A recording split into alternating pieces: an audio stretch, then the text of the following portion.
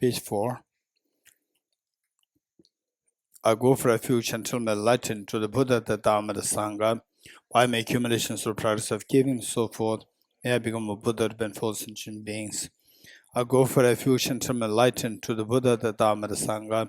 By my accumulation through practice of giving and so forth, may I become a Buddha to benefit all sentient beings. I go for refuge until I'm enlightened. By my accumulation through practice of giving and so forth.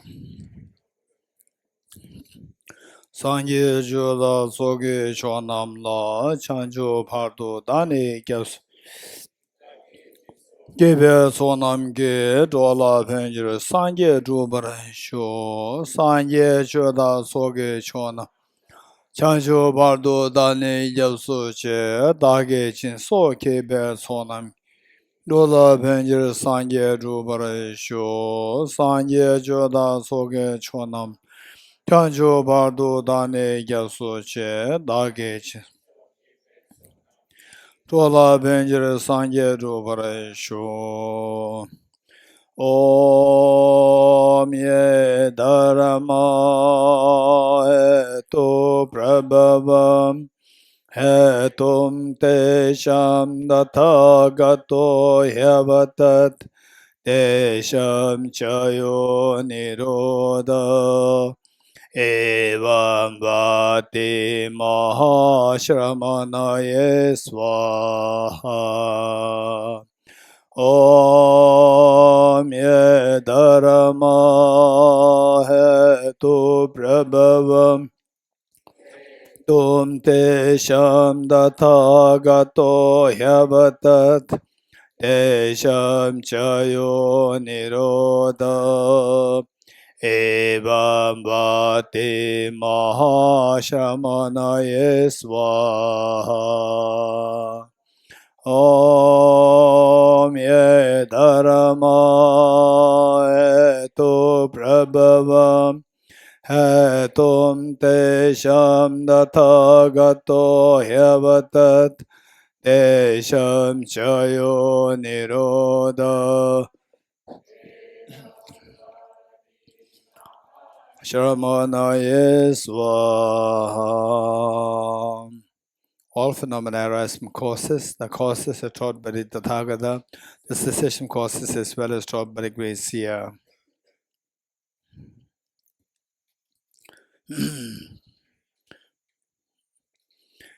Okay. We are talking about the all-composite things impermanent as the first seal of the Bodhicitta, first seal out of the four. And impermanent, we talked about on two levels: gross impermanence and the subtle impermanence. Gross one, impermanent phenomena whose continuum comes to an end, and subtle impermanence are referred to as the momentariness involved. Momentariness, which is involved with all the composite phenomena. And how to meditate on this? This is known as the analytical meditation. Say the difference between the single point of meditation and analytical meditation in general is that single point of meditation is more like just keep observing and putting your mind on the object single-pointedly. That's it. Whereas the analytical meditation is not only observe, you actively analyze, but not involuntarily, but under controlled analysis.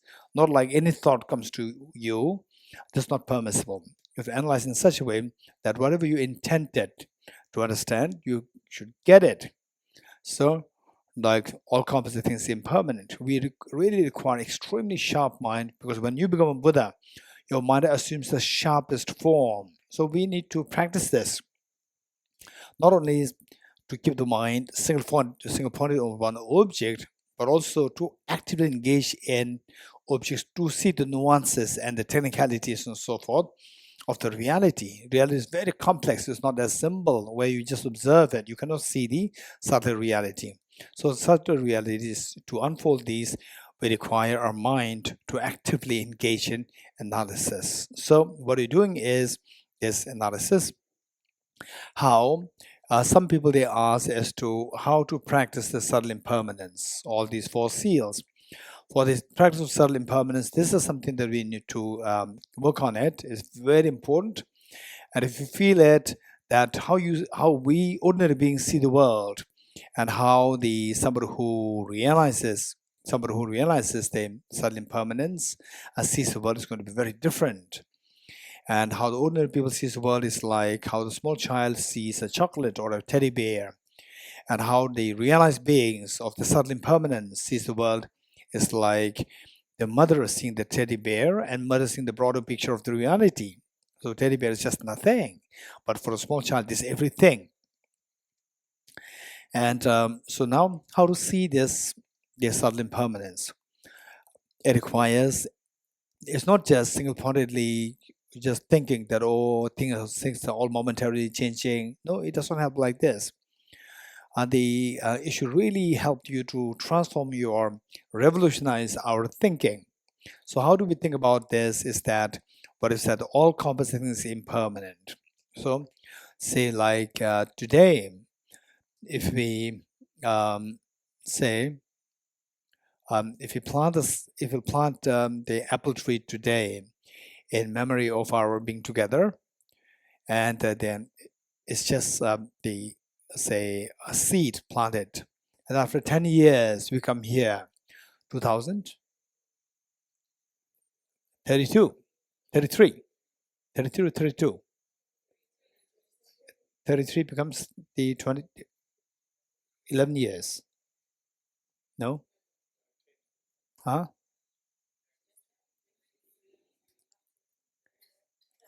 Are you sure?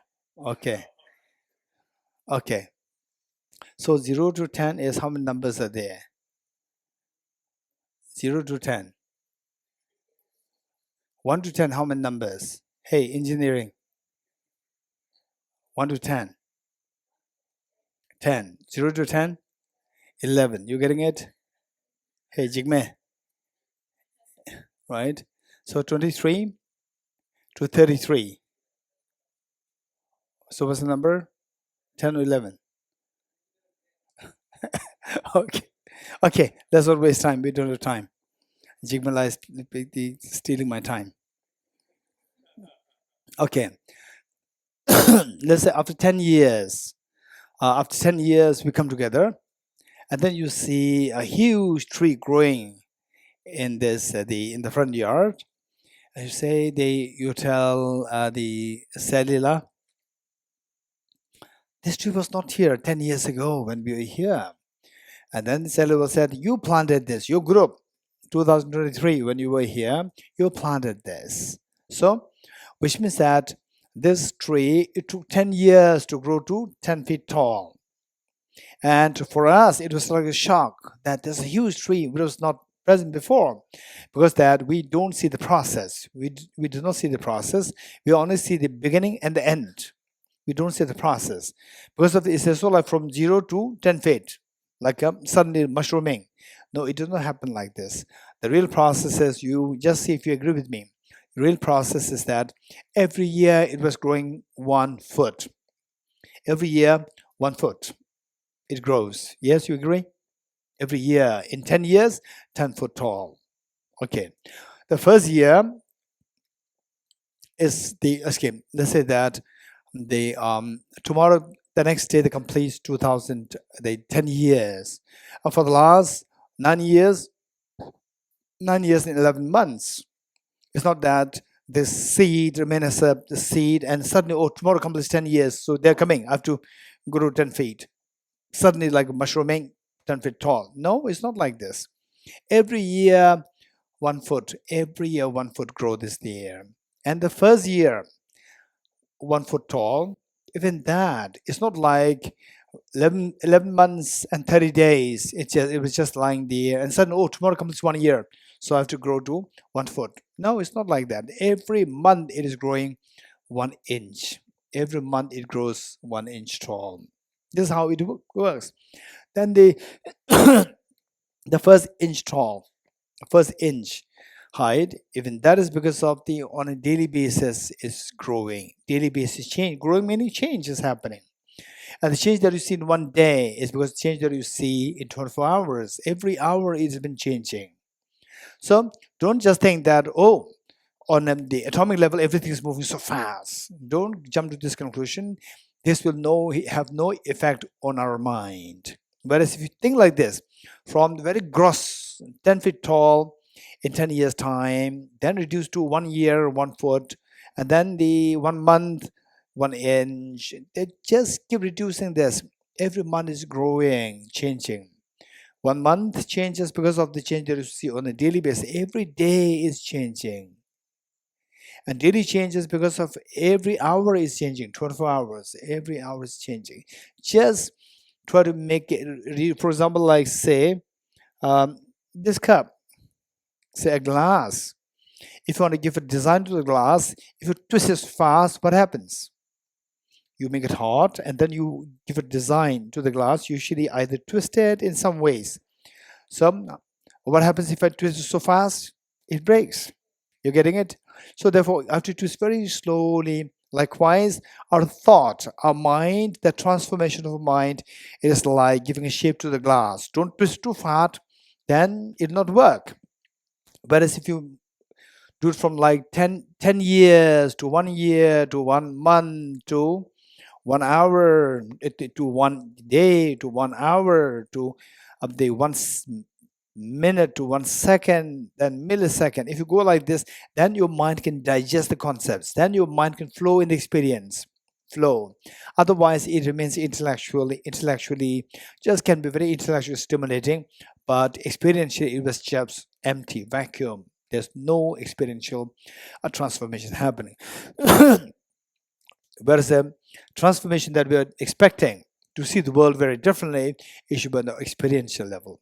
So, with this, the change on the hourly level, on the minute by minute level. So the change that you see on the minute by minute level, there's some only if the clock is extremely huge, then you see the movement in the hand, and the minute hand. You see the movement. If the clock is so huge, but it's a small clock like this, small clock, or the what is that? Monologue? What do you call it? Huh? Monologue? Analog. So there is very small. You don't see the minute hand moving. If you keep looking at it, you don't see it's moving. It's like very static. Actually, it's moving. Our eyes are so gross that we cannot. Our eyes are so gross and limited that it cannot see the subtle movement in the minute hand. Whereas the change happening on the second level, second hand, then you see that it's changing. It's more. Your eyes just keep looking at it. You see the change. Tick, tick, tick, tick, tick. You see the change. Actually, this is how all the composite phenomena are going through. So when you look at me, when you look at the wall, the pillars, you don't see them moving like tick, tick, tick, tick. You don't see them moving. It's all because of the limitation, the drawbacks, the weaknesses of our eyesight. We see them so static. In actuality, no, they are moving because that I remember my teacher, Venerable Geshe Dorji, when I was in school, he would share one anecdote. These are very powerful examples. Would say that in the olden times, which means everywhere in the world, for example, the Chinese silk. Chinese silk is considered as extremely expensive and extremely high quality material. And in the olden times, so there's no computer, nothing. Like 200 years ago, 300 years ago, 400 years ago, you have these concrete materials, and the rich family, they just get these Chinese silk, and then the more you have, you are considered labeled as rich family. And what they do is that they stock these in their treasure room, not in the regular house, in the treasure room. They very expensive clothes, and then it goes like generation after generation, they don't use this. It's just for the prestige that we have this number of the silk and the cloths. And it remains there. Lucky in Tibet, the weather is dry, cold, so things can remain for longer period of time. It lasts longer. Then they say generation after generation after generation, like 300, 400 years later, you go into the treasure room, you see these cloths there shining, as the original version.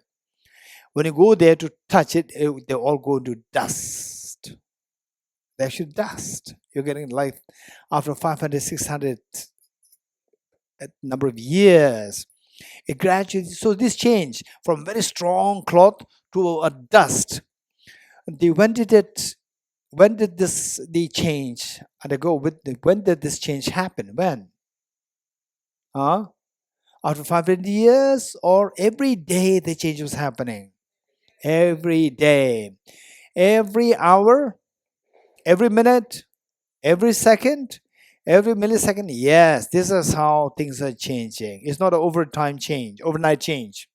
So if you reflect on these examples, you must bring in your meditation. They'll be extremely powerful. They will leave an impact in your mind. Otherwise, just to say that, scientifically, they're all composite phenomena, particularly all the material things, they undergo so fast. There's constant flux of change. This is too theoretical. You need to know this scientific explanations, plus supplement them with the experiential things which you actually see, and also with the so these examples you take, and then from this we see that the change that you see in this on the second by second level, it is like suck, suck, suck, suck. Wow, this is amazing. You think about this, it's quite scary. And then with the lockdown, particularly one thing that I noticed was that, say for us, for the working people meaning for 9 to 5 standard, 9 to 5, the hours working people, for you, say 1 day extra holiday, happy, not happy? Raise hands, working people like myself. Right, working people like myself, raise hands. Right, okay, 1 day holiday, happy, totally happy. And the lady here, happy? Yes, very happy, right? Amazing. With the lockdown, holiday every day. Lockdown, holiday every day. It was very scary at one point. You're getting it? Not because of the COVID-19, because the time passes so fast. And then in 1 week, it's just nothing. It just passes like this. It's very scary. We're wasting, which means that, the time passes by. I'm still healthy. No, your organs, internal organs, everything is becoming weaker. You're getting it? Going towards the, say, the old age. This is what's happening, and you don't know how the time passes so fast. So if we can contemplate on this, relate this through these examples, how the change is happening on the say the decade, on the level of the decade, yearly, monthly, and then the hourly, minute by minute basis, second by second basis, then the second split into 100,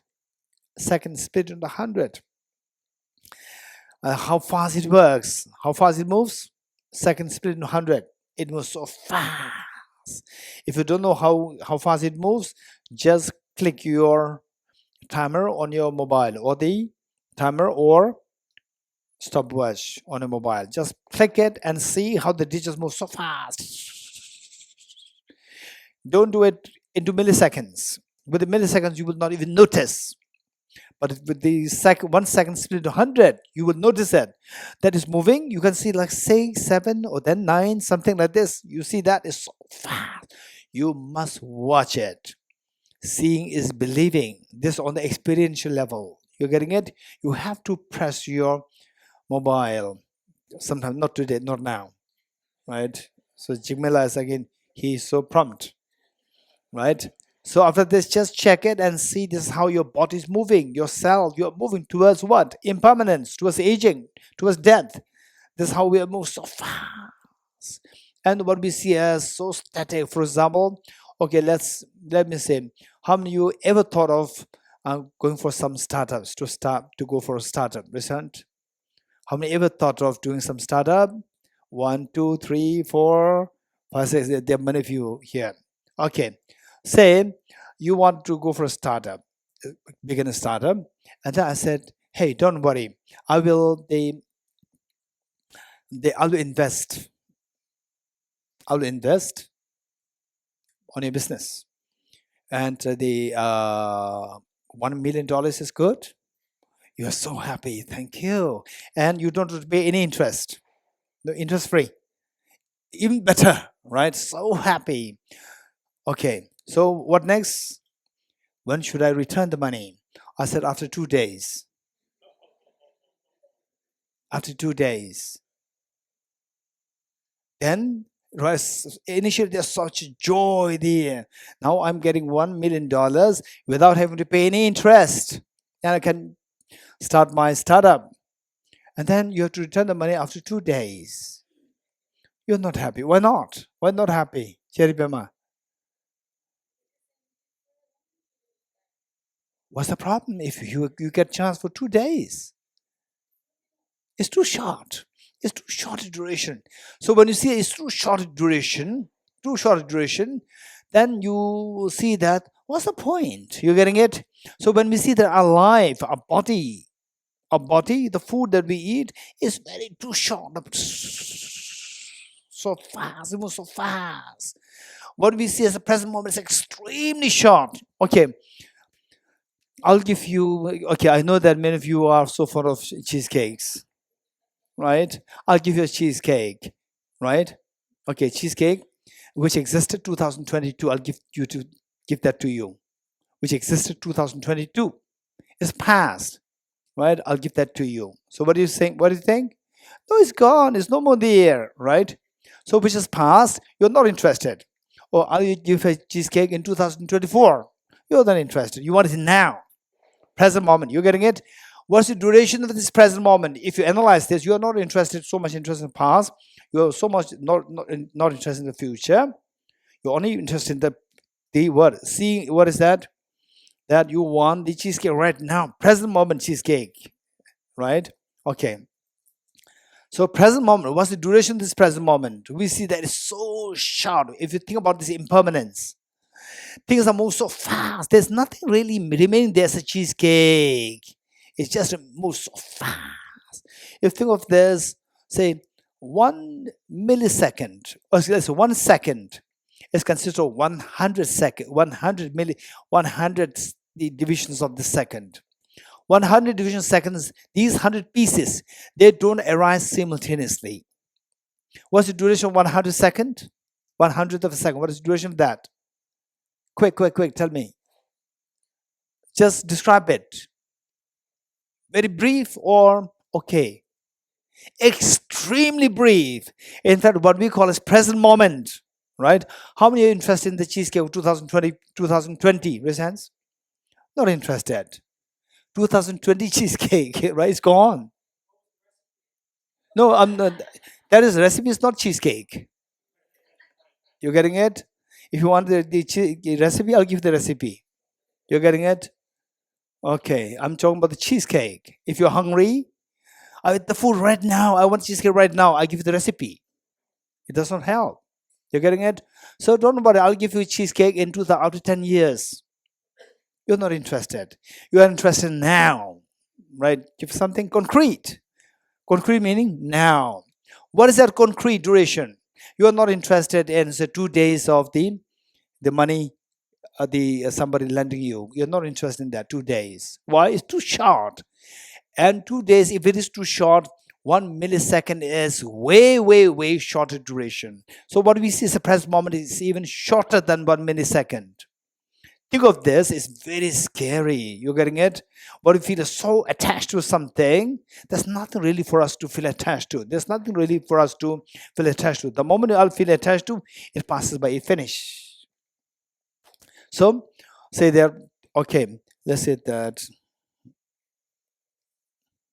So let's say that this flowers here,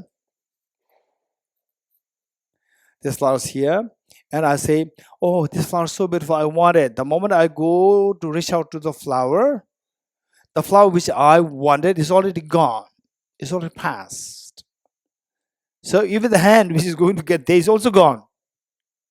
Right? In the person, I want it, if that is also gone. Think of that. That what we call as a present moment is extremely fine. In fact, you cannot identify this. It's an illusion that we see as a present moment.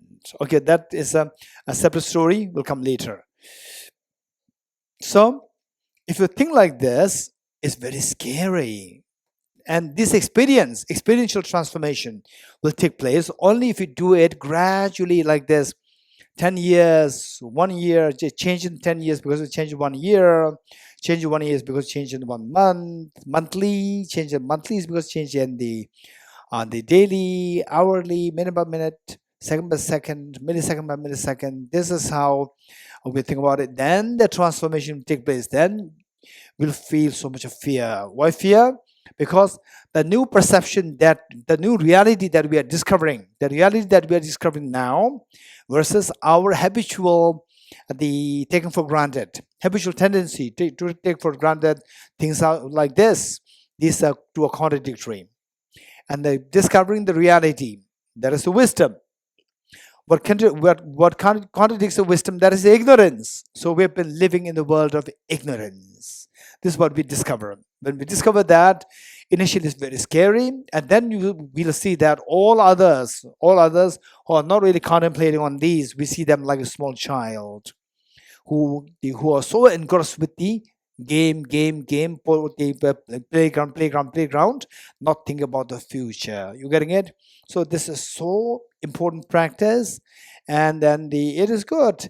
We can't really expect that you will get like 1 month free, 1 year free to meditate on this sudden impermanence. Because if you're a working person or if you're family business, family responsibilities, we cannot really get this much of time. So the best thing is, you can think of doing some retreats. Not necessarily like 10 years, 10 months, and so forth. Whatever time that you get, sit for a retreat. Like even 3, the long weekend is good enough. Long weekend retreat.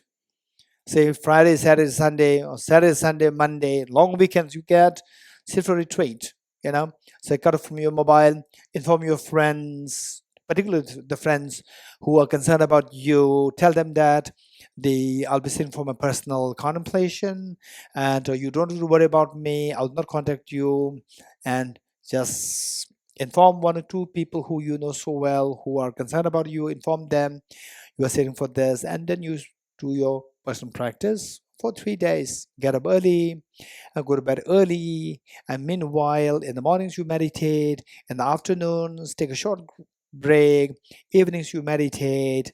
So for 3 days.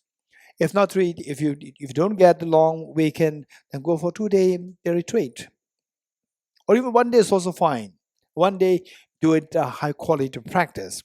The point is that these will give us a training, and later on when you do get more time, you will, because that it takes time for us to flow, for us to get the flow into the meditation, into the retreat setting. You must get into the flow. It'll take time. For some people it may take like, say, the 2 retreats, in some cases 3 retreats, 4 retreats for one to feel the flow, right?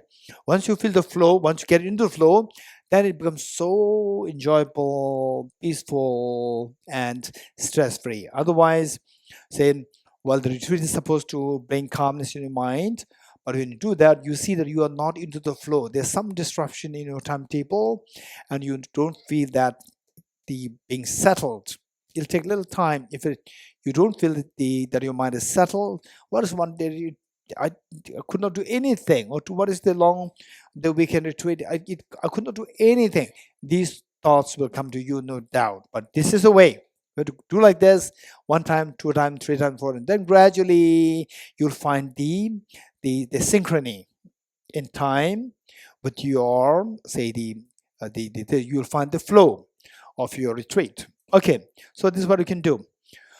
All compensating is impermanent. So from this we see that the gross impermanence is so important for us to reflect on gross impermanence, then followed by the subtle impermanence. And what's the benefit of this?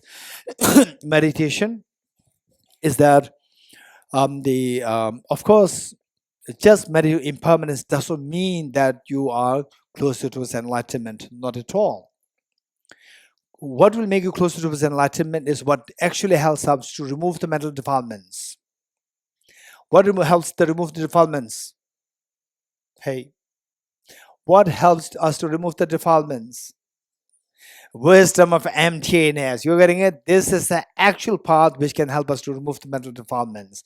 Only when you start to remove the defilements, then the journey starts. Gade para samu. What is the journey? Journey of unraveling your Buddha-ness inside. You're getting it?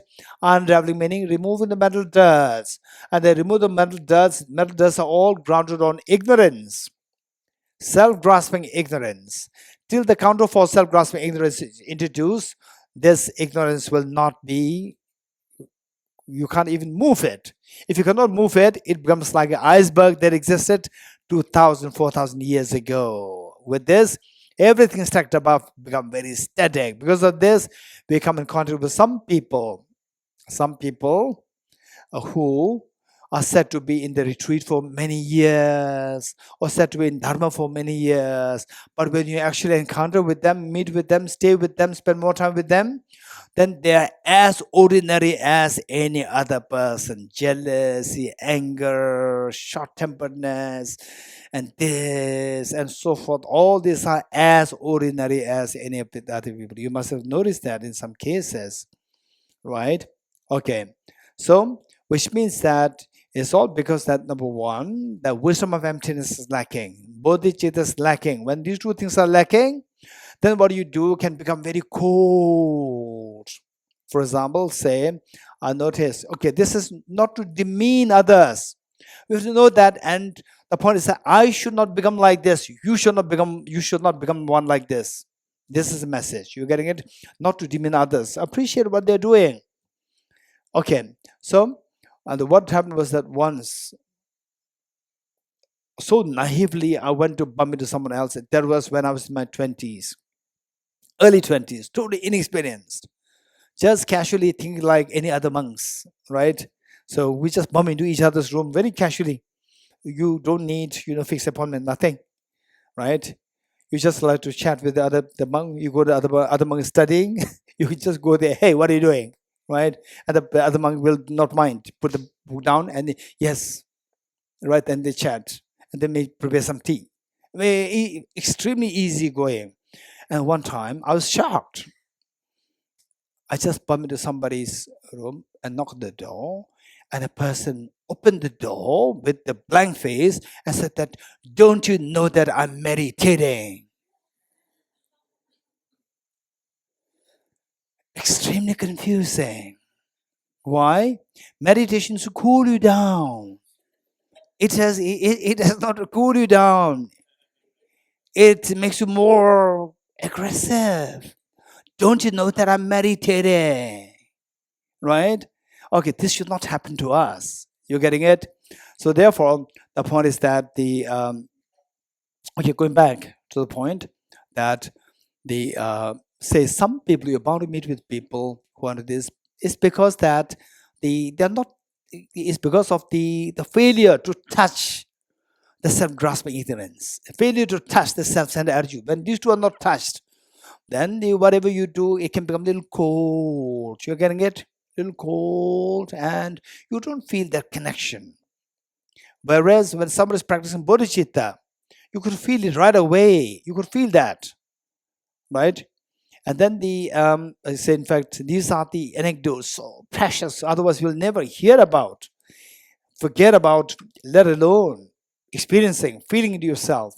Once my teacher, Venerable Rinpoche, who the Changjubla had the great merit to meet, receive teachings from him,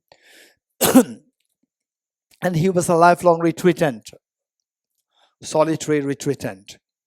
And he was invited to give teachings, to a guided meditation on the shamatha, and he was extremely experienced meditator. And there was one gentleman who happened to just bump in his house or in his place every day. And one day he sensed that, okay, my teacher, he's a lifelong retreatant. He needs his private space and private time for his own meditation. And I just bumped in any time that I like. It may be a little disturbing to him. So he asked my teacher, Venerable Sir, am I not disturbing you when I come to visit you? What did he say? What the reply the teacher came up with is that I would rather be more happy that you disturb me than not coming to me at all. Let me repeat it. I would rather be more happy that you disturb me than you not coming to me at all. If you don't come to me, you are not going to learn anything. And if you disturb me, coming always, that yes, I have my personal meditation and that is disrupted. But you are benefited. For me, that is more important than you not growing at all. So this is a compassion.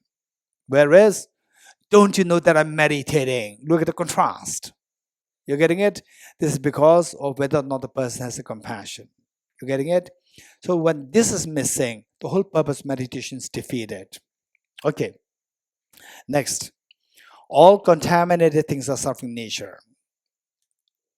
Now, knowing that all composite things are impermanent, that all composite things, they go through momentary changes like this, like very fast moving train. So anyone who have seen a very fast moving train? Anyone? Raise hands. Aditi? Yes. And what is the sound like? Fast moving train sound? Huh? Okay, Ajit, that is the British X-ray, the express trains, right? What is that? What does it sound like? Okay. Anyone else? What does it sound like? Hey, Jimila, what does that sound like? How the train moves like what?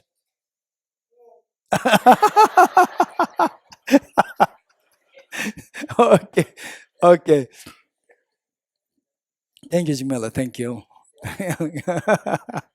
Yours more like your sound is more like a car moving rather than the train.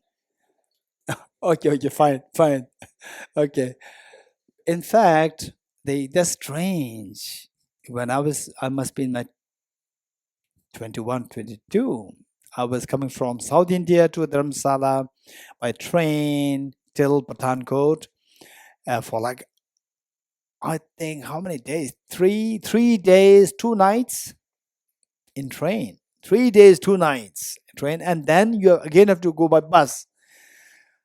In the daytime, when I was taking a nap in the train, hearing the sound of the fastest of train, extremely scary. You're getting it? Not that the train will anytime it can they say meet an accident. No. It reflects the impermanence of my body, myself, impermanence. Just as the train is moving so fast. This is how all composite phenomena, they move so fast. Hearing this is, well, it's very scary. And then it gives, this is impermanence. This is sudden impermanence, momentariness involved. And one time in France, there's the lady who became a nun now, and she was driving me from the Paris to the retreat at the retreat place, and she was driving like 200 kilometers per hour. And one time the window was a little open, and you can hear the sound. Then that reminds me of subtle impermanence, right?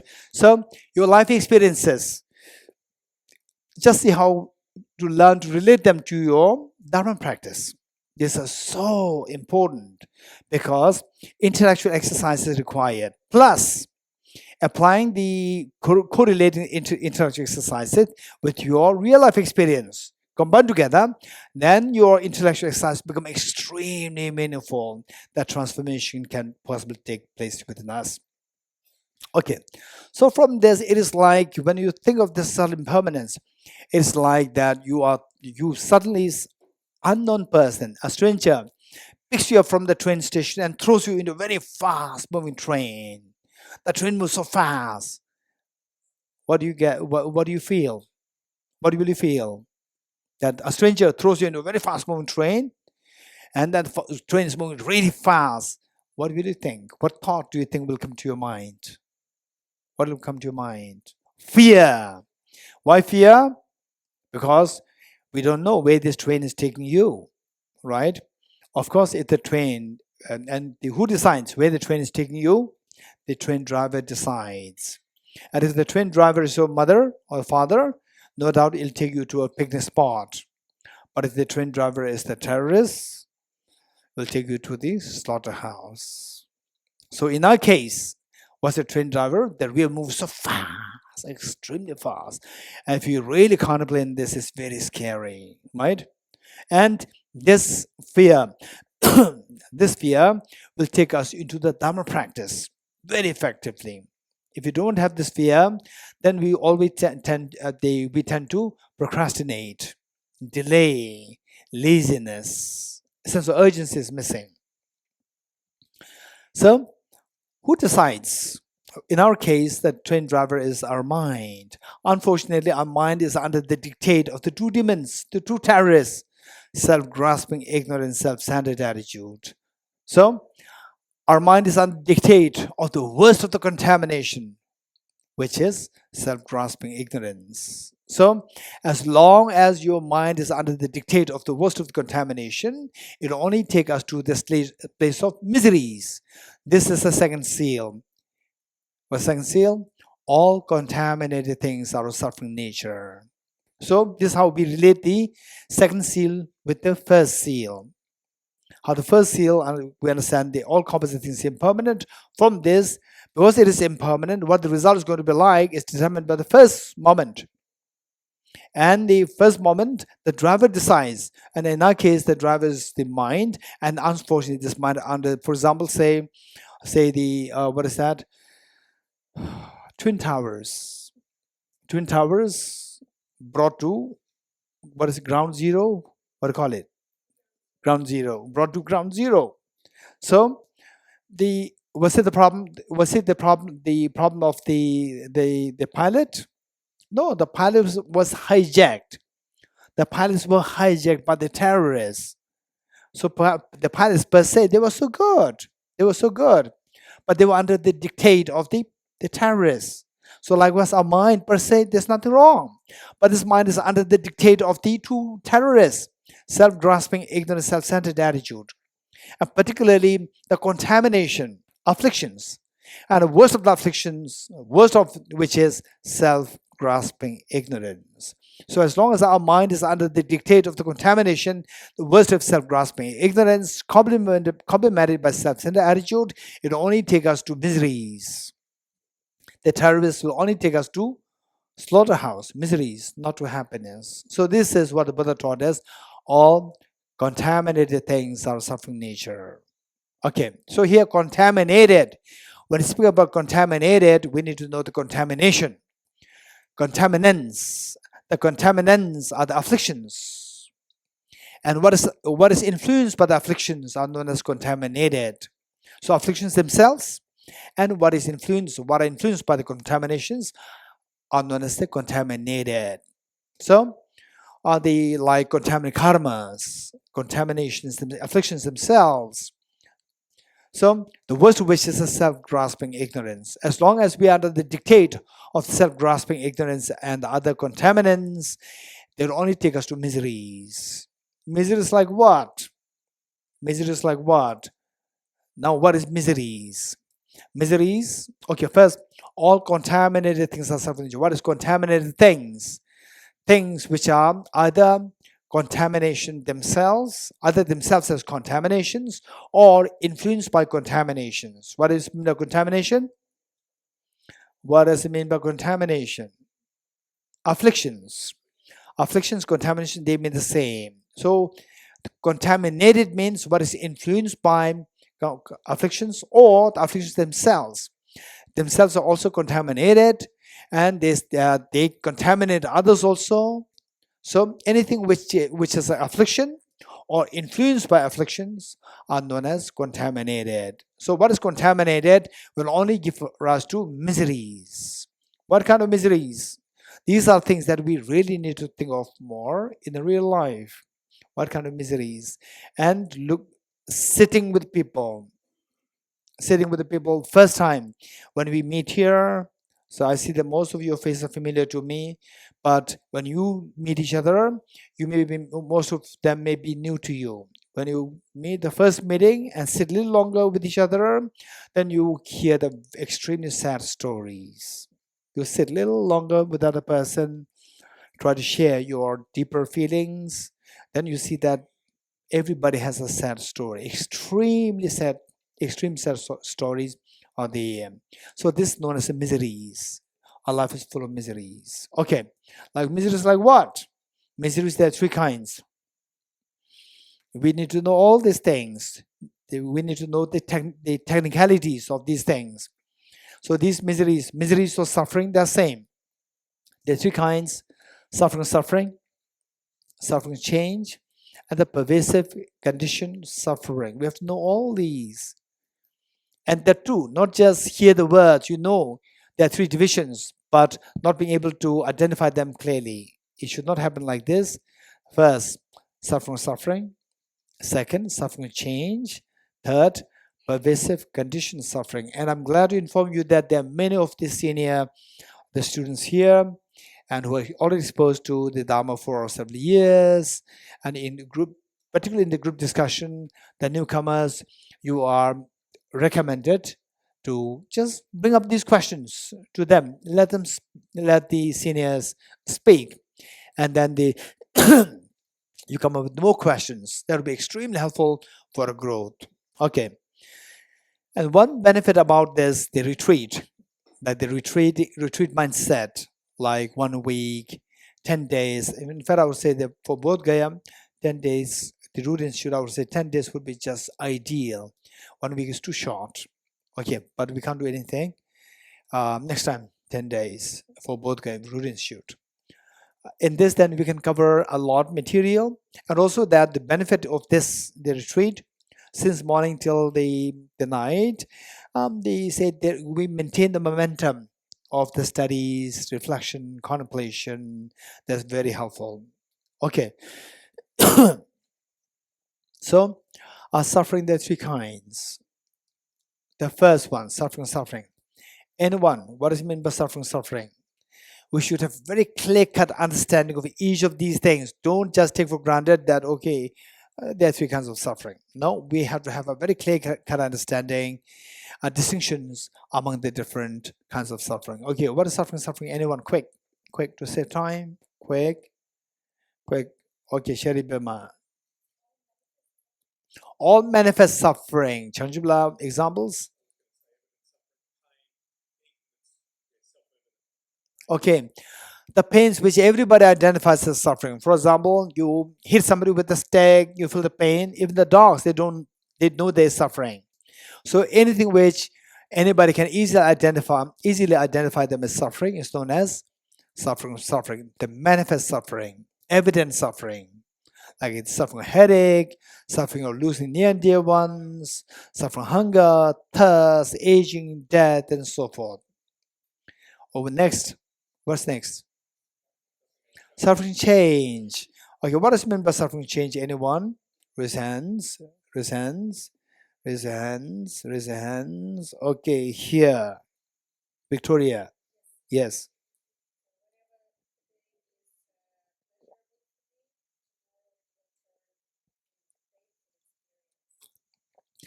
Whatever is pleasurable for me today, tomorrow it can become painful.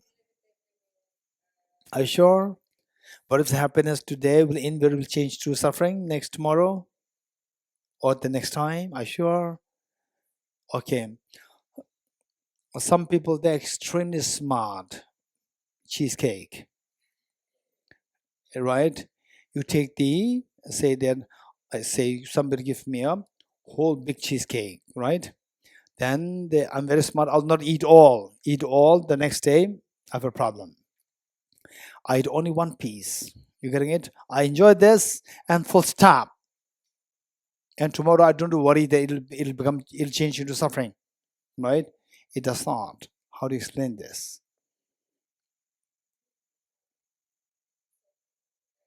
Okay, the question is, what Victoria said is suffering change is what initially you experience as happiness will eventually change into manifest suffering. So for this I said, some people very smart, some people not too smart. Cheesecake, whatever you get, you eat everything and then you become sick, right? But some people very smart, they eat just only a small piece, you enjoy it and full stop. Don't run into suffering. Next moment. So the pleasurable experience per se is not a problem. Grasping is a problem. So grasping suffering change. Okay. Anyone else? Okay. Okay, Drishila.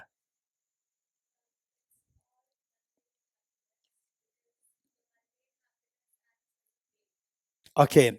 So what Drishi is saying is that all mundane happiness, they are suffering of change. Okay, you have to justify that. Anyone else? Okay, Rimbila.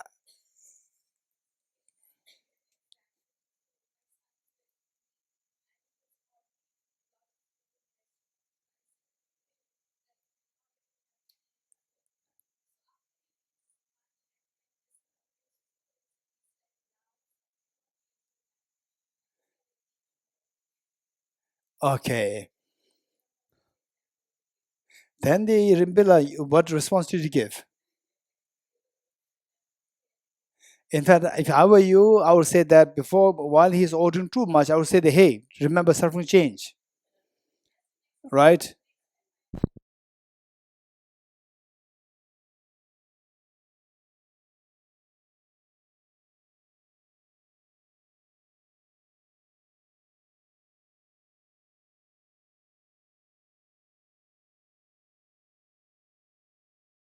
Telling very concretely.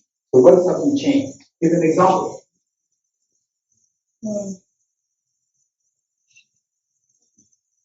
We tend to say, let's say,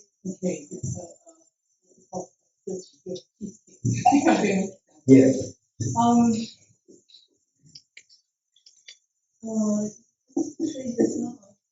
Suffering change. Yeah, it's a mindset of my mind. I feel more satisfied if I think.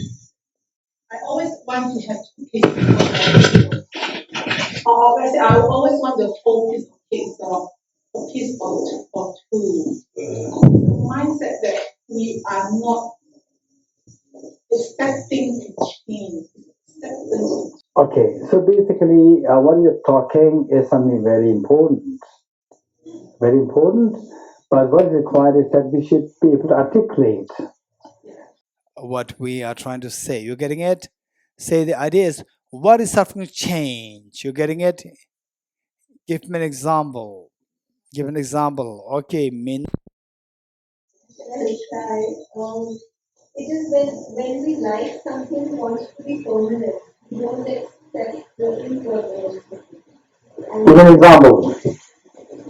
I don't like Krishna. We think they're going to live forever. We think our father, mother, children, this workshop, this trees will be forever. So everything that feels to us, we want to. Say, for example, the first cheesecake, right?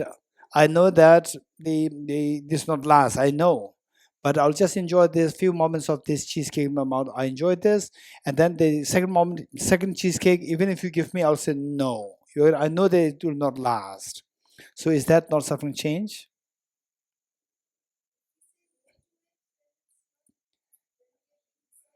Okay, so let's say that Minoti just in a way coming up with her own idea of what is suffering change. You're getting it? So what we do is that we come with your own thoughts and then meanwhile listen to the wisdom of the earlier masters. You're getting it? And then see which is more profound. Whichever is more profound, take it. Okay, I think there's a hand. Pinzola.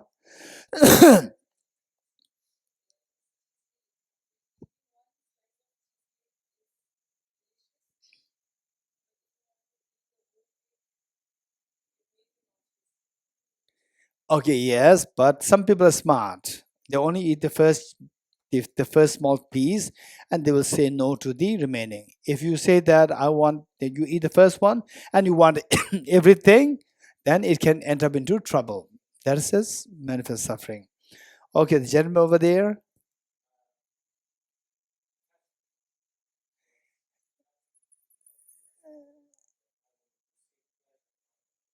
So attachment is the suffering change. No, I'm asking what example do you have of the suffering change? Idea of cheesecake or cheesecake? Idea of the cheesecake. So you have the suffering change now. No, this is what I'm saying. So you have the idea of cheesecake now. So you have the suffering change now. Uh, but for you, you said that it's not the cheesecake per se. It's the idea of the cheesecake. You're getting it, and the idea of the cheesecake you're gonna have it anytime, not necessarily only when the cheesecake is there. Yes. So precisely, we need to learn how to articulate. This is a very important point made. We need to articulate. Okay. More hands coming up. Okay. Chakrabodhi. There was a actual case. A student, his name came in the paper that he stood at the top position in the IIT selection. They celebrated, all family members, that it is a good achievement. Second day, they came to know that it is the same name, someone else got selected, not that. They all became very unhappy. So what is suffering change? So the second moment when they are not happy, suffering change, or the first day when they are happy, the suffering change. Which one?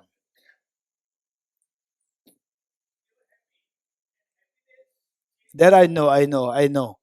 That I know, right? If you say that you are, oh, Gishila, you are the Nobel the Peace Prize laureate for this year, I'll be so happy. The next day, I'm sorry, it's not you. There's another name, Geshe Dorji Damdul, right? I'll be very sad. I know that, right? So which one is the suffering change? First moment that I feel so excited, the suffering change, or the next moment I feel so sad, the suffering change. Which one? So this is the question. You getting it?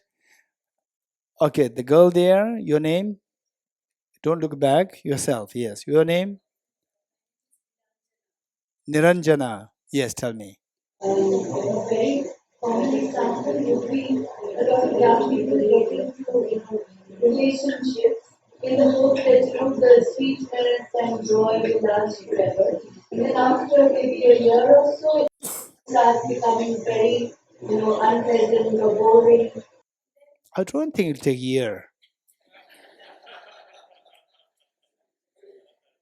No, it's very instantaneous, impermanent, subtle impermanence. So this expectation that when you enter into all of these attachments, thinking that the pleasure, the joy will last forever, and then suddenly, as things change, people change, circumstances change, and then it all falls apart. So that clinging to an idea that this will be permanent causes the suffering. But as So, which is suffering change? suffering of change is the circumstances change. No, which is one? Just identify, right? Clinging to the idea, not the relationship. Relationship not issue. It's not suffering change. It's suffering or not suffering? Uh, okay. Okay, Dr. La. What I mean is suffering change then, example, if I give an example of cheesecake, what I want is when I have the cheesecake, the taste of that thing, I want it to last for a long time. No, that's not true. I have the experience. Just few 1 or 2 hours ago, I was given cheesecake. You're getting it? First, I offered it to Buddha's Bodhisattvas. I said, please offer this, right? And then next moment, even not, it's still there. I'll have it. I'll not think that it lasts forever. I don't want it to last forever. It's very boring. You're getting it?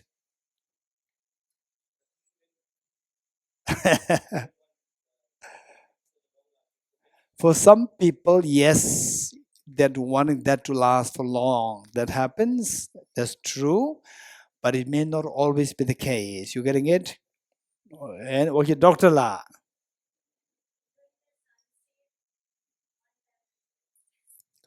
Enjoying the sunset and the next moment is gone. So which one is suffering change? Enjoying sunset or the next moment gone? Gone one.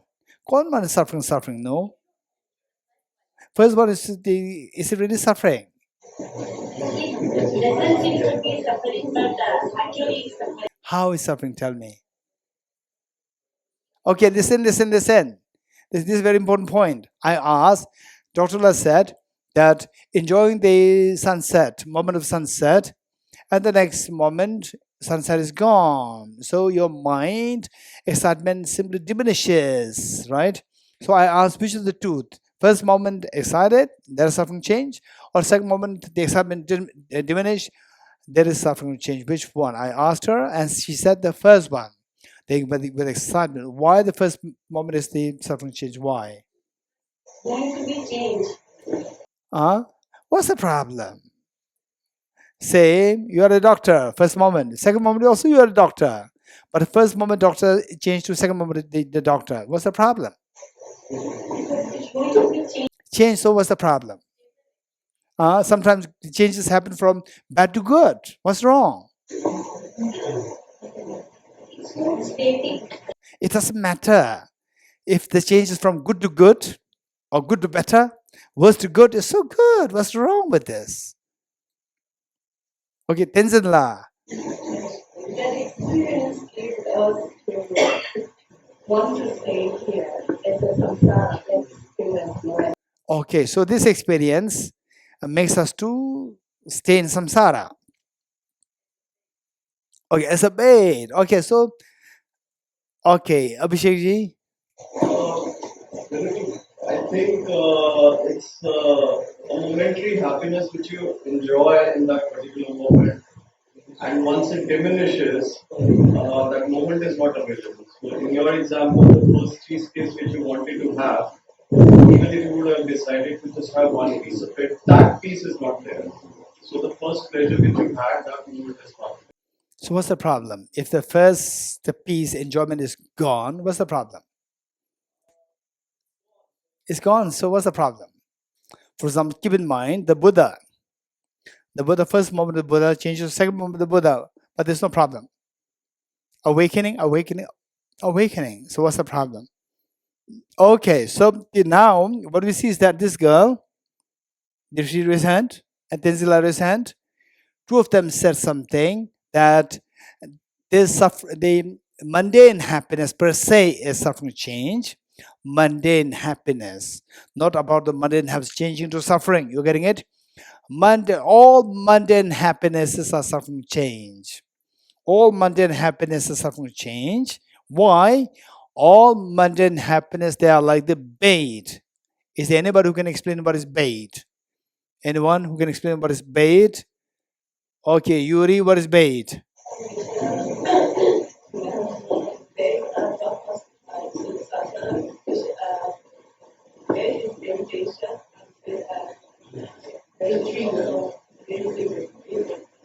Okay, so bait is very delicious and also very evil, right?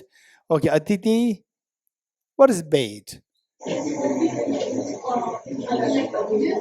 No, what is bait? If you say the bait, to understand bait, you do not require ultimate happiness. Even the fishermen, they know what is bait. Hey, Aditi, explain what is fisherman's version of bait? Huh? Not trap us. The fish. You're gonna get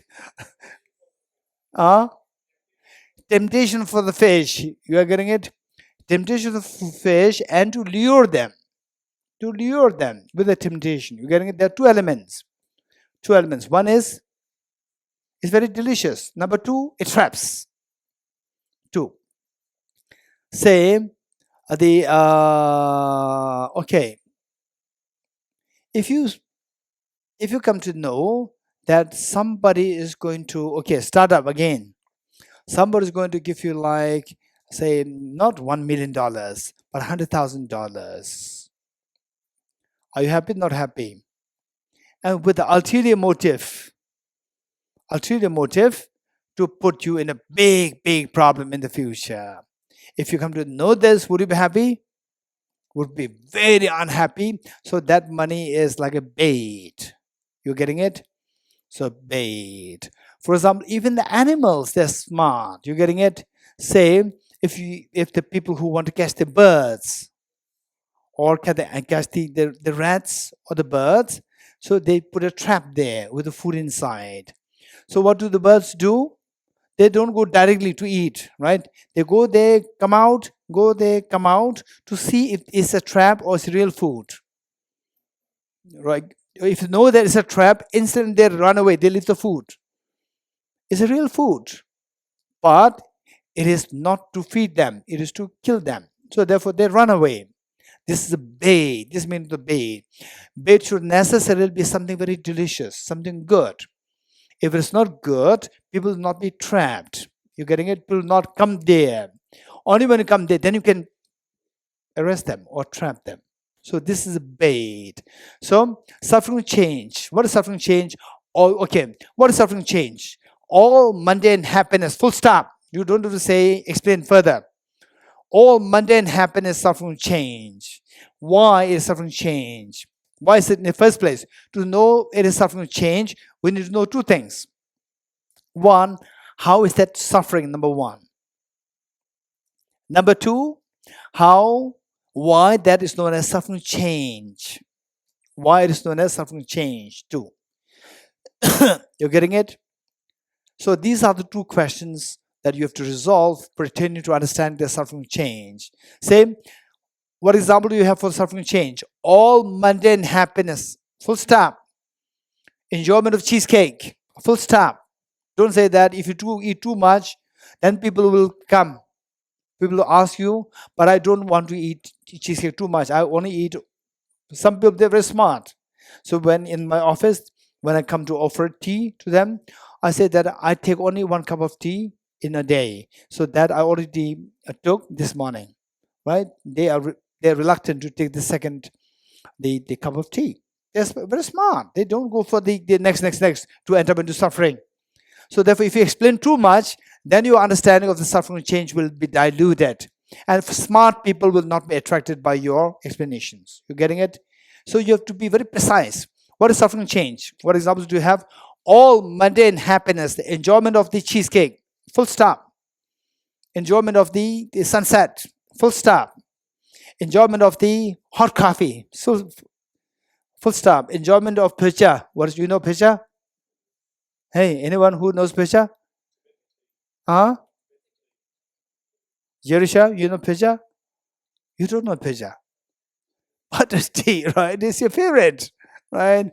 So what is the suffering change, right? Enjoyment of the butter tea, when puja, right? Full stop. Don't say that if you take too much, then you will have cholesterol, blood pressure. You don't assume this. So next, how is that the suffering? Number one, how is that suffering? To say it is suffering change, you should explain how it is suffering. Then number two, how that is, why it is known as suffering change. Why this word is added, change. First one, suffering because it is a bait. Nobody will see bait as a happiness. Although it's the same, superficially it appears as happiness, joy, but it's a bait. So therefore it is suffering, it's bait. So two of them said it, that's perfect. Now why this word change is added? Because this is a very typical suffering, which is their experience. The more you expose to this, it will change into suffering. So therefore it is known as suffering change. You're getting it? First, Give the example straight away. Don't say that. Don't explain too much. It changes to suffering. It initial happiness. Just say all mundane happiness. Why the suffering? Because it is a bait. And why the word change is happening? Because if you expose to this too much, it will change to suffering. As simple as that. Okay. So now, experientially speaking, for us to feel convinced that, say, in fact, many of our problems in the world, that because of failing to see the suffering, say, the mundane happiness as suffering, failing to see that, then we end up with so many problems. For example, like say people ended up into corruption. It's because of that. Seeing that more money, I'll be happy. More money is again the mundane happiness. It only ends up into corruption and then end up into prison. All these problems, believe it or not, if possible, try to whatever we learn, say going back to your room, just note down the things which you see as a problem. This problem A, problem 2, problem 3, on the domestic level, the community level, the national level, international level, and so forth. Just identify like 20 problems and how they're connected with the bait. How they connect with the bait. You're getting it? For example, in the families, so many your name? Yes. Niranjana. So one Niranjana talked about the relationships, right? Relations, even with those people who are into relation for like 30, 40 years, they end up into divorce.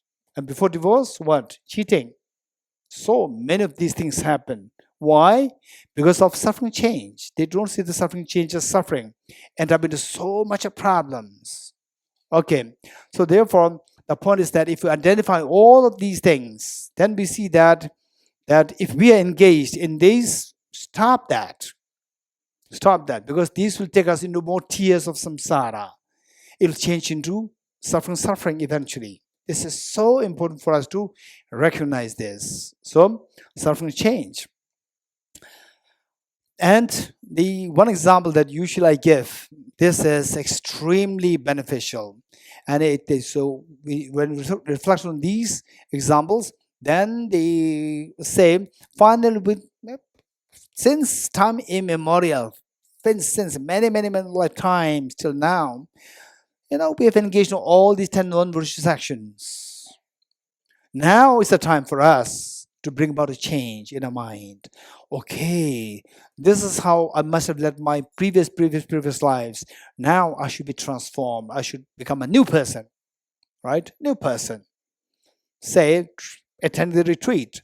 I should try my best to stop into, be too much caught up into the suffering change. You getting it? Too much caught up into suffering change. Okay, moderation. Because that, for example, the food. Yes, some are very tasty food, some are not tasty food.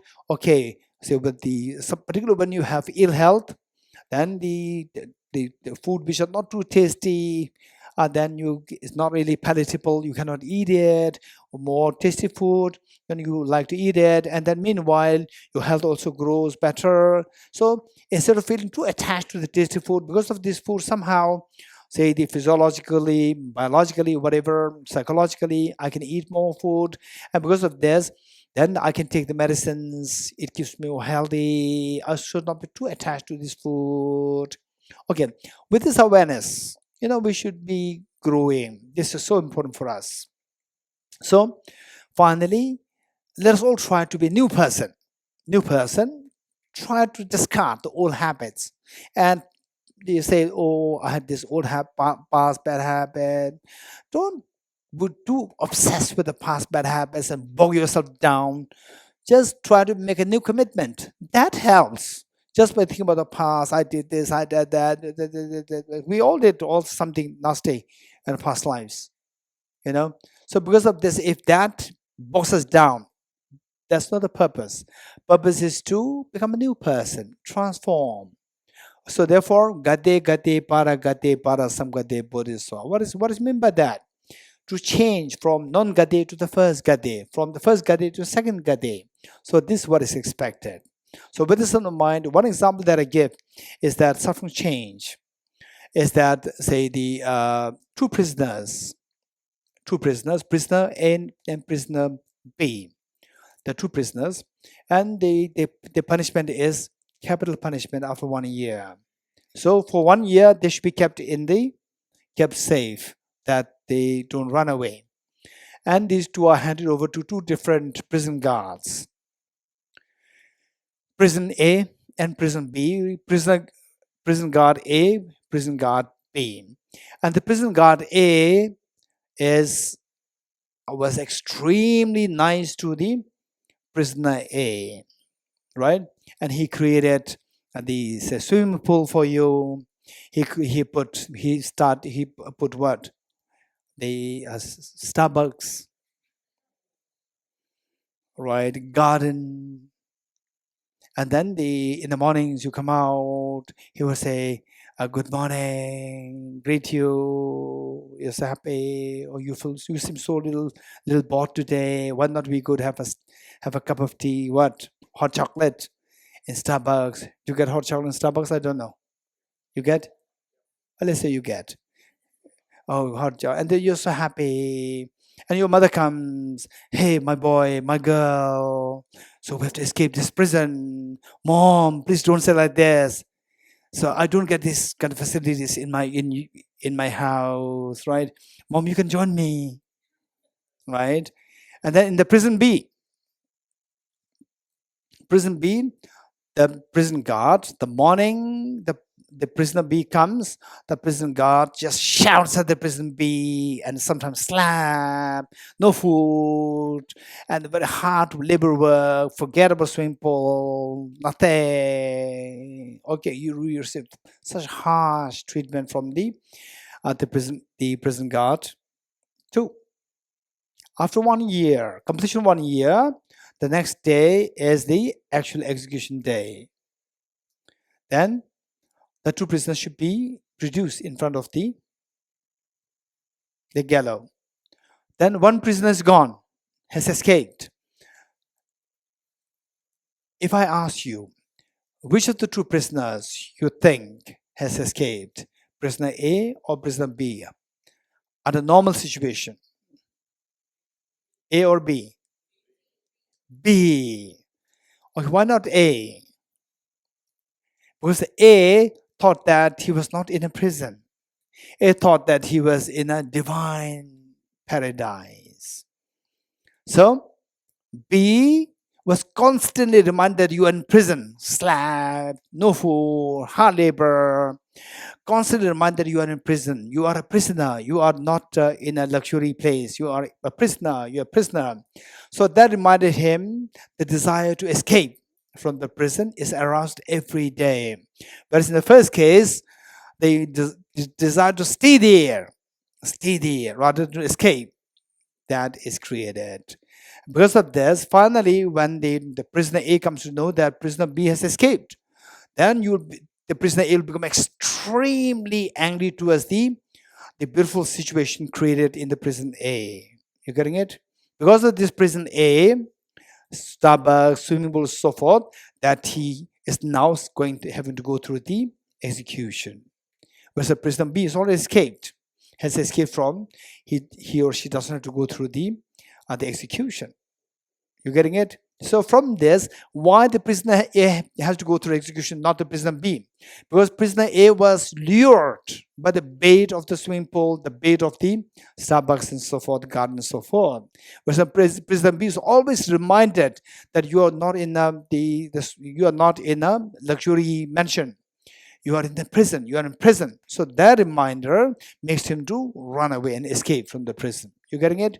So therefore, the point is that all these mundane happiness, they are like the swimming pool, the garden, the Starbucks in the prison A. So they lure us. They are the bait for us. So if you think in that sense, then we come to know that particularly what's the problem to have all the enjoyments, but actually say it will end with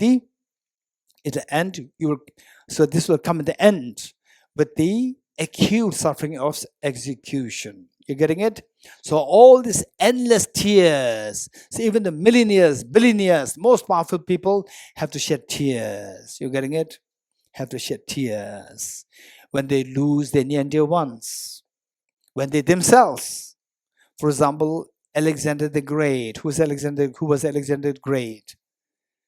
And the label is what? The Great. You're getting it? Alexander the Great, who was once considered as the one who conquered the whole world. You're getting it? When he died, what he did? That he was, I would say, he was greatly a kind of philosopher. That's amazing. I'm so impressed by, say, his thoughts. I may not agree with his conquers, creating so much of fear in the minds of the people of the world, but in one sense, what he said is a great message for us. What he did was that before he died,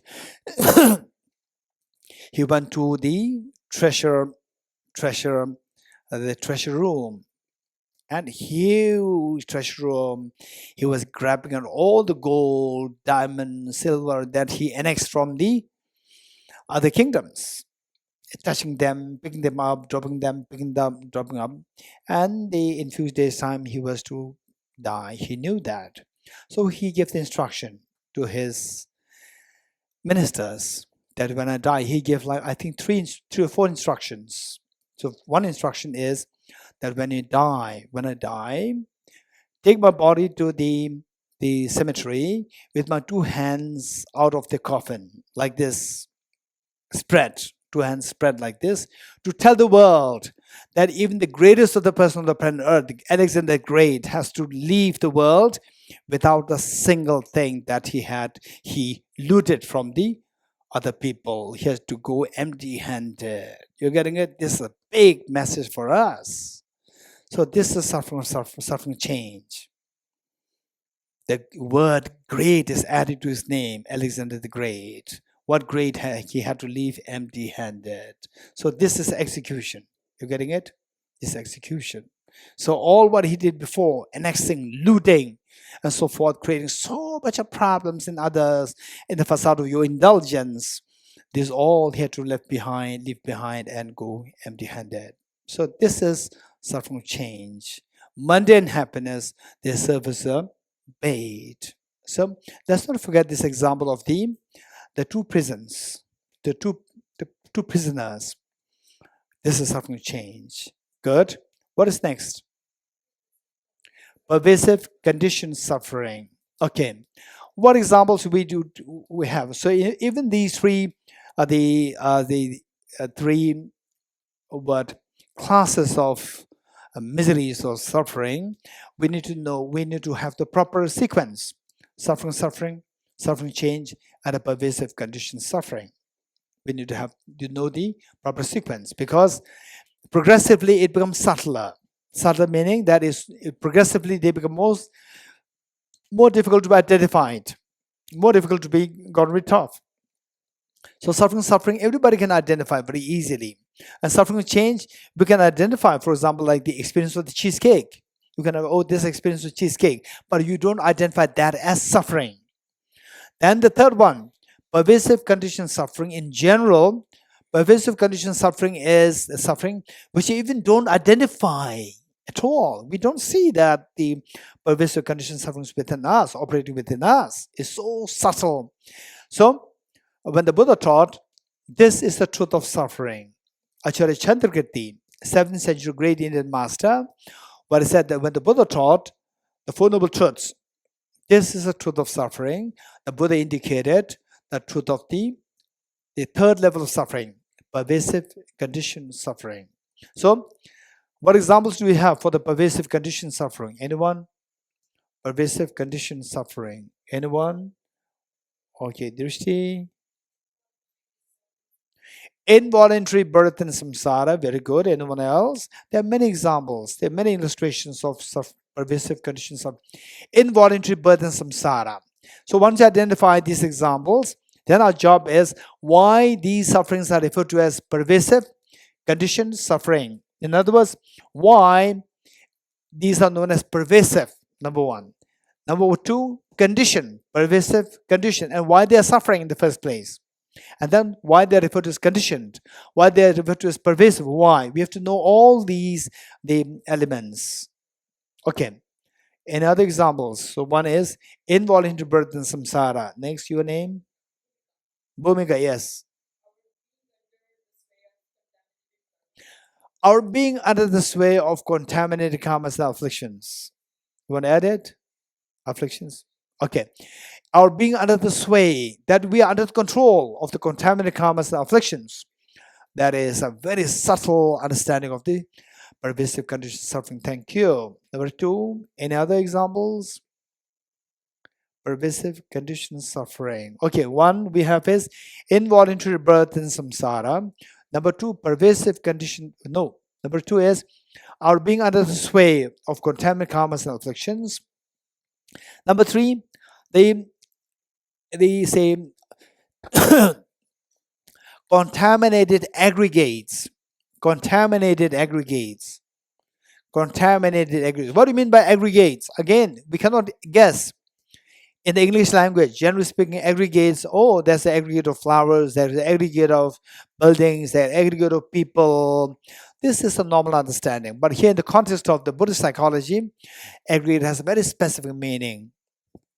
So, what is aggregate? Yes?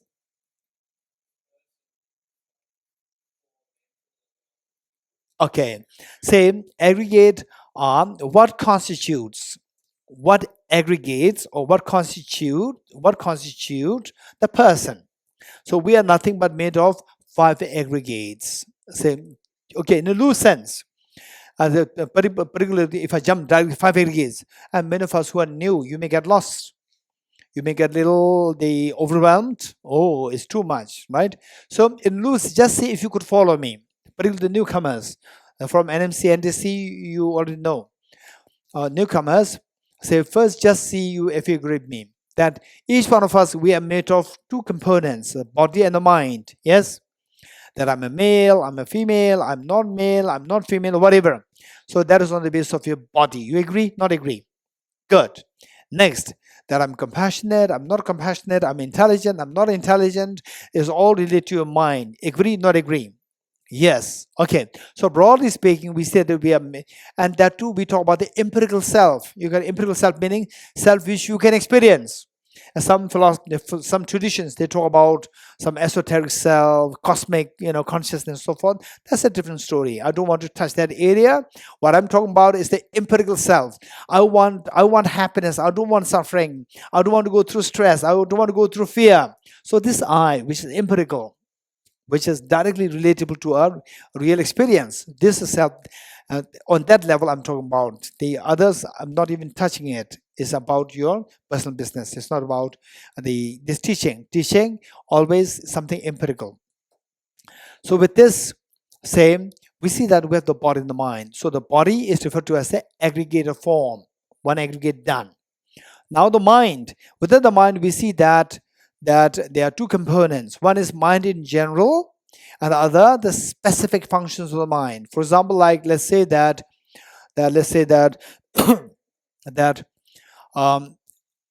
Delhi University is an amazingly successful university. Let's say Delhi University is an amazingly successful university. It's a very good university. Then that is, we are not really specific about which department, physics department or Buddhist studies department or English department or the art department or economics. No, we are not talking about the specific departments. We are talking about Delhi University in general. You're getting it? Likewise, we talk about our mind in general. Mind in general is known as aggregate of consciousness. Mind in general is known as aggregate of consciousness. Now, if you ask, is there anybody from Delhi University? Raise hands. Is there anybody from Delhi University? Raise hands. Is there anybody who was from Delhi? Okay, Pamela was from Delhi University. So if you tell Pamela that, I learned that Delhi University is extremely successful university, right? Because he knows Delhi University so well, he will ask which department you are talking about. Which department are you talking about? Is it the philosophy department, or is it the science department, philosophy, physics department, or language department, linguistic? So which department are we talking about? So here now you're breaking the departments. Say the departments are the what assigned on what basis? On the basis of different subjects. You're getting it? Different subjects. And the government, different departments, they based on what basis the different departments are classified for the government. Carl, or the functions? How many agree with Carl? Raise hands.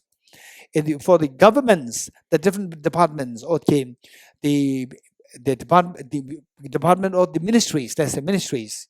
In many cases, they are known as ministries. Ministry of Home Affairs, Ministry for External Affairs, or Ministry of Sports, Ministry of Education, Ministry of Agriculture, Ministry of the Transportation, a Ministry of what? Defense. So we see that on what basis these different ministries are allocated? Tell me. Functions, right? You agree? Different functions. So likewise, our mind has innumerable and different functions. So some people, they when I talk on the philosophy, right? Their eyes are like this. Look, when I talk about the philosophy, their eyes are like this. Some people, when I talk philosophy, their eyes like this. Right? And some people, when I ask, hey, let's meditate, some people, they're like so fresh. Some people meditate. Right? Some people, they're so good in music, but hopeless in science. Some people so good in science, hopeless in music. Some people so good in science, hopeless in language. Terrible. Some people so beautiful, they have amazing language command, but maths is terrible. Right? So what makes the difference? The different functions of mind. There are different functions, and some may be good in one function, other may be good in another function. How many such mental functions are there? Tell me. Huh? Okay, our engineer, tell me. How many agree with engineer? Countless functions are there. Raise hands. Yes, there are countless different functions are there of a mind. Of these functions, we see that there are, say, the Buddha at one point identified 51 such functions which are so important related to your related to your spiritual growth, related to the growth of your mind. The Buddha taught 51 functions. Of course, they're innumerable. Of the 51, there are two functions which are extremely important in our life. One is the mental function of the feeling. The feeling. This feeling decides all our actions. All our actions. Pleasant feeling, unpleasant feeling, neutral feeling. They decide all our actions. For example, like say that, okay, so after this, now it's already 7, 8, we'll have the dinner, right? And some people, your hunger is little, you feel a little hungry, and just hearing the word dinner, instantly there's a pleasant feeling coming to you, right? So this pleasant feeling makes you to look forward to the dinner, and then you may jump there first. So it makes your body to move there so fast. Whereas those people who feel, say little stomach upset, or you still feel the full pleasant feeling doesn't come. So with the food, I may skip it. I may not go there. So your movements, go, not go, and so forth. All these movements are decided by your feeling. Feeling plays a very important role. So therefore, the feeling is counted as a separate aggregate of feeling. How many aggregates now? How many aggregates are now? Aggregate of no. How many we did?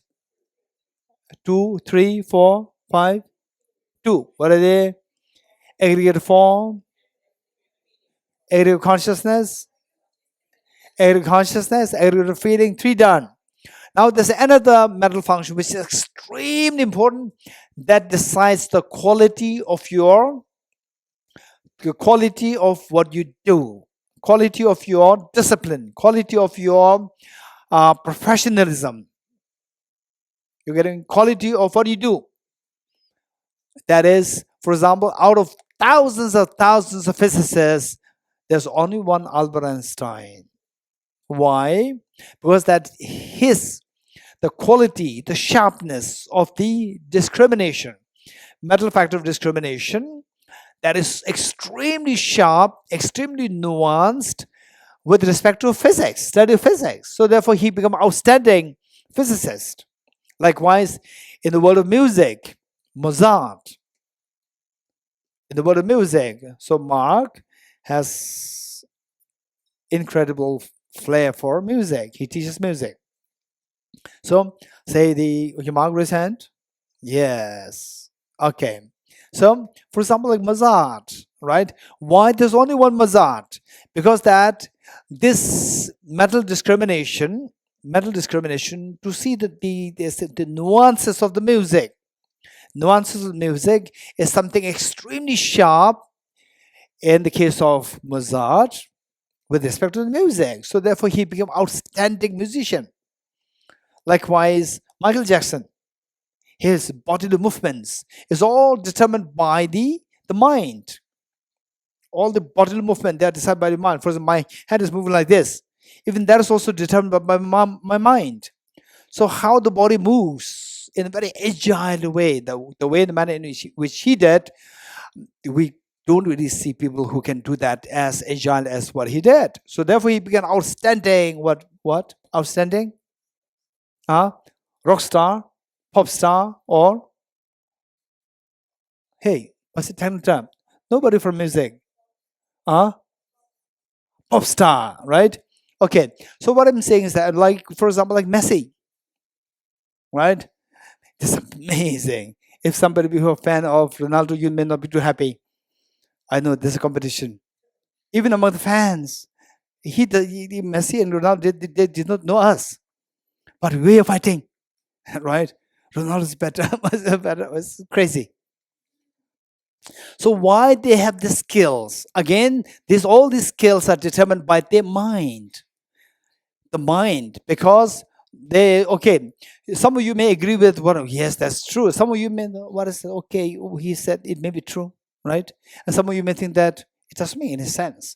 But only when you come to know how the mind works in a very subtle way, then you will appreciate all these psychology. Study of this Buddhist psychology is amazing. For example, let's say that say you're working you're working on a painting. Okay, painting here, raise hand. Amazing painting, I really appreciate. Okay, Tenzin Shinra's painting. Anybody? Painter? More like professional painter, raise hands. Okay, no one. Say, when you're really absorbed in the painting, if somebody distracts you every now and then, right? Then the painting, either you stop it, don't do it, or let them not come. Because when the mind is distracted, even the movement of the hand will change.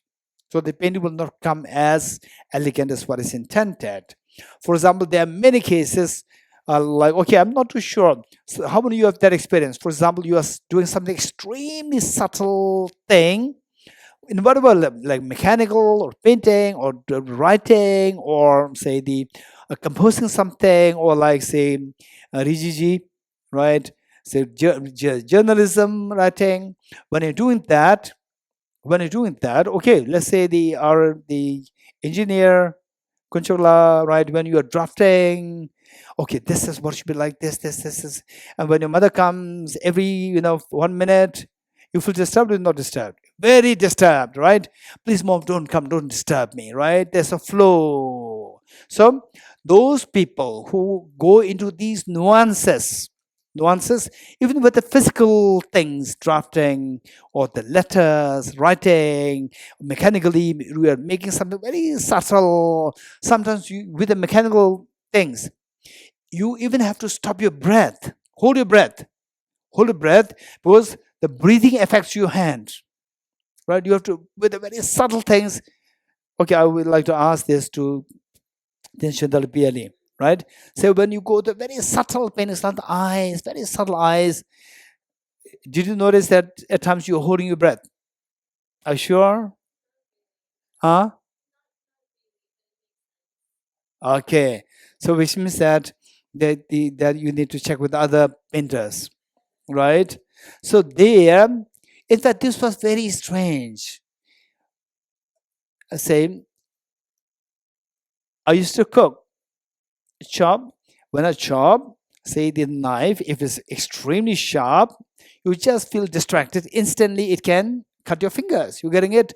So there, when the knife particularly very sharp, and I do it very fast, right? And you think that it's like talk tomato, potato, tomato, talk. No, it's not like this. It's like, for example, onion, like, it's like this. This is how I do. Knife is very sharp and you do it so fast, you have to hold the breath. I was so fascinated. I was holding the breath, right? Without holding the breath, with the movement of the breath, even my hand can move differently. It can just say go in the wrong direction slightly, it can instantly cut your finger.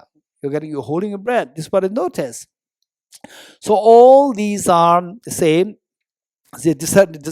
by your mind. So how skilled what is the degree of a skill of what you're doing is determined by the mental factor of discrimination. How sharp that is, how nuanced that is, that decides all your disciplines. So whatever you're doing, like the doctors, engineers, or teachers, professors, whatever. So to what degree you, for example, say even the boxers, how many you are involved in the boxing, raise hands? Oh, Atiti. Wow. Well, let's be a little careful. Raise hand. Okay, Atiti. Anyone else? No one. In the boxers, right? Say the coach, some of the coaches, they advise the boxers that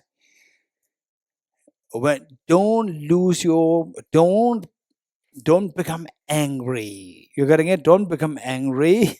When you become angry, then the discrimination is lost. And then most likely you will lose the fight. You're getting it? So discrimination plays a very important role in all the quality of what you're doing. Quality of whatever you're doing, right? Okay.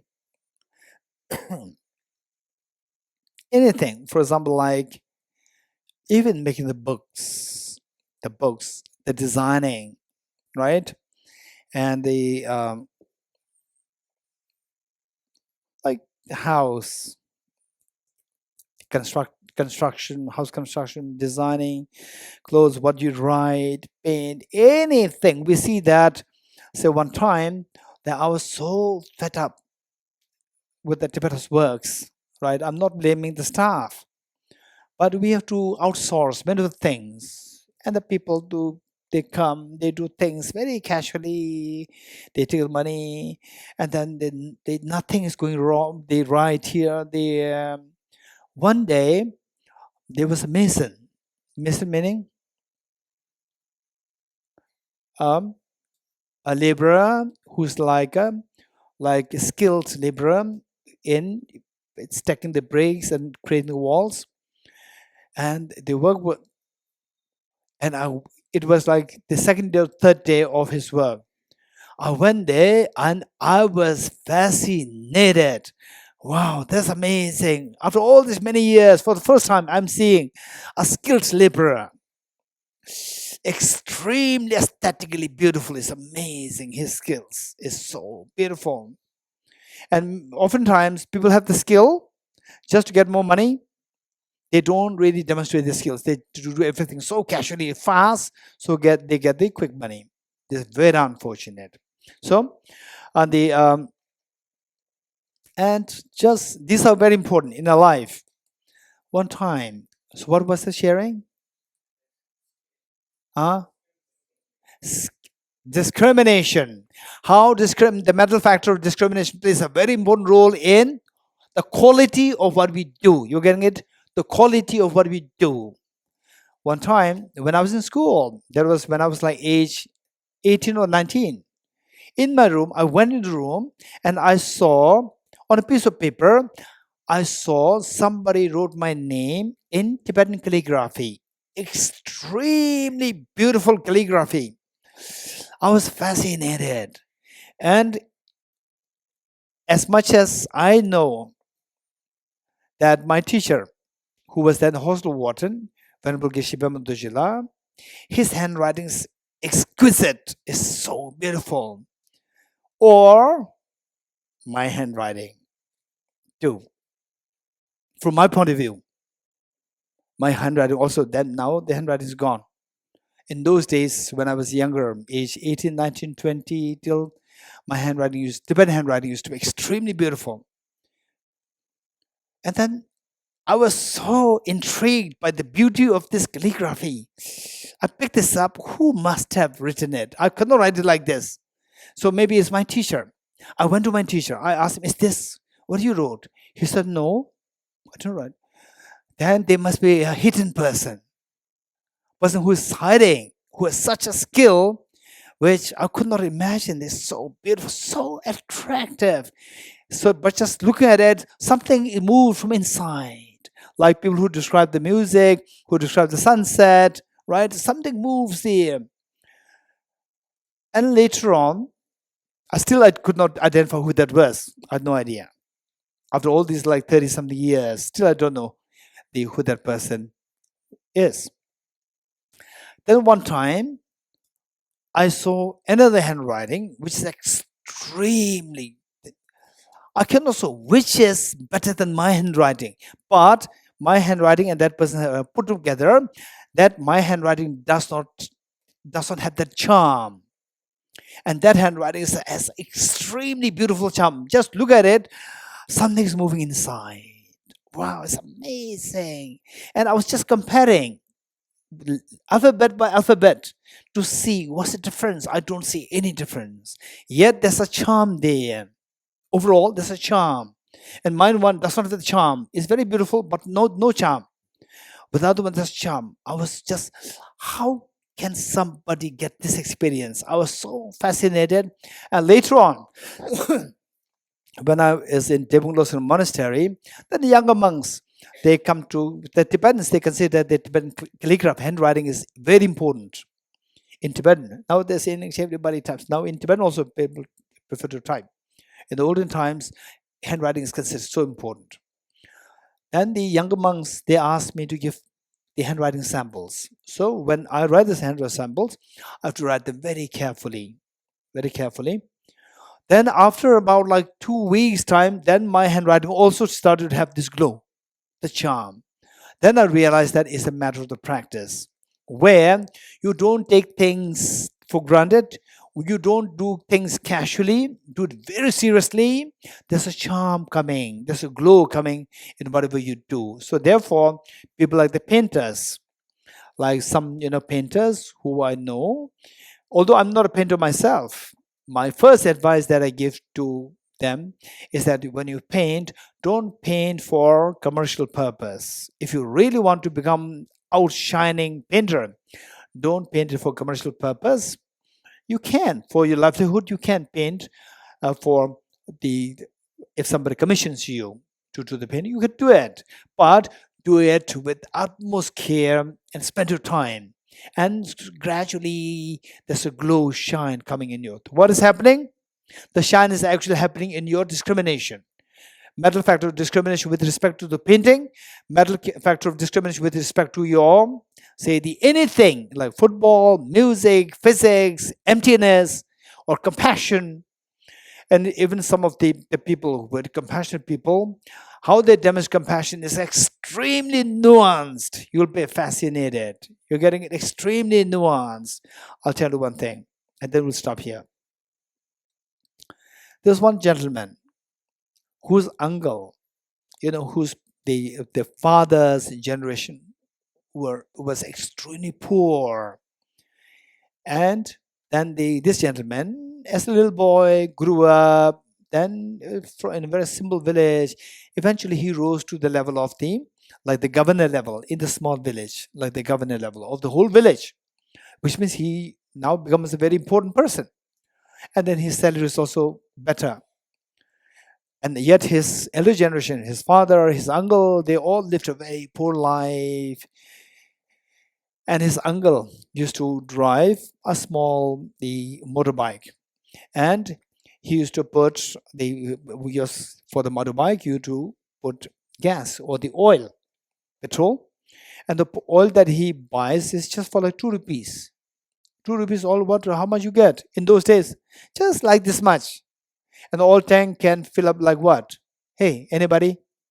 Hey, Jimela, petrol like how much liter? Huh? For a motorbike, 20 liters. Oh, no experience. Anyone else? Doctor? 10 to 50? 1.5, not 20. 5 to 10 liters. Okay, look, I'm confused. Even the doctor doesn't have the experience. Huh? 5 to 10. Okay, let's say 5 to 10 liters or 5 to 15 liters, 5 to 20 liters, right? 5 to 20 liters. But he was putting like few ml, few milliliters. He was buying only this amount of the petrol for 2 rupees. What do you get is just small. Then the nephew came to know about it. So the nephew went to the petrol pump and met the petrol pump owner, and he's very special. So petrol pump owner received him with so much of honor. And then he told the petrol pump owner, one gentleman is coming to get petrol from the pump. And he said, who's that? And he explained it. He described it. And he said, yes, he comes every day. Then he said that the what amount of petrol he buys? Petrol for 2 rupees. Then the nephew said, from tomorrow when he comes, fill his tank full. And if he pays you 2 rupees, take the 3 rupees. Don't ask for more, right? And whatever amount of petrol that we gave him, keep a record. Get a report. Don't tell him that I'm paying, right? Tell him that I'm paying. Take whatever he gives you, 2 rupees, take it and then fill the tank, like 15 liters, 20 liters, right? And then keep a record. And then after 1 week, 2 weeks, I'll come and you can claim the money from me. So look, so the uncle, right, coming there, and suddenly he's getting the full tank of petrol by paying the same 2 rupees, right? He must be so amazed. How come, right? Okay, so this is the compassion, very nuanced compassion, very nuanced love and affection. You're getting it? Where you don't take any credit. And these are the skills we require, particularly following the Bodhisattva path, where you give the benefit to others, giving the impression as so like you are not at all involved. You're getting it? Where the other person feels, whereas many people, they feel offended when you go to help. They feel offended. They don't take it as too positive. So whereas you help, but let the other person not know that you are helping. It's as though something is happening. Right? So these are the nuanced compassion. Again, it's about the sense of discrimination, which is so subtle, nuanced, that one is even in the field of practicing compassion, you see that there are nuanced compassion on the basis of what degree of the sharpness of the intelligence, not discrimination, that you have pertaining to the practice of compassion. Okay, we'll stop here. Deata Om Gati Gati Paragati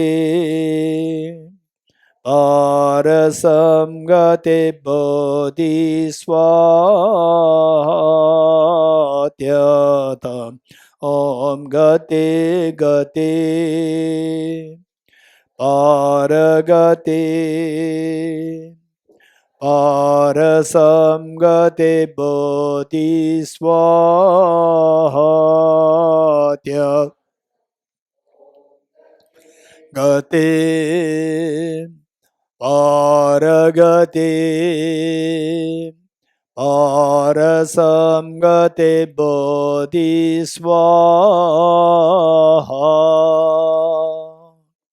Page 52, dedication prayer.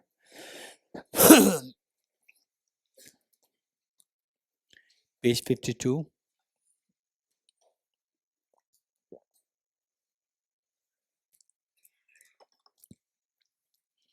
I dedicate the merit thus gathered towards the realization that the prayers of Buddhas and Bodhisattvas of 3 times and to the upholding of the doctrine of scripture and insight. May in all lives, through the force of this merit, never separate from the 4 wheels of the Mahayana vehicle, and accomplish all the stages of the path, renunciation, bodhicitta, perfect in the 2 stages. From our 2 collections, vast the space that have amassed from working with effort at this practice for a great length of time, may I become the chief leading Buddha for all those whose minds space minds blinded by ignorance. Okay, 3 prostrations together.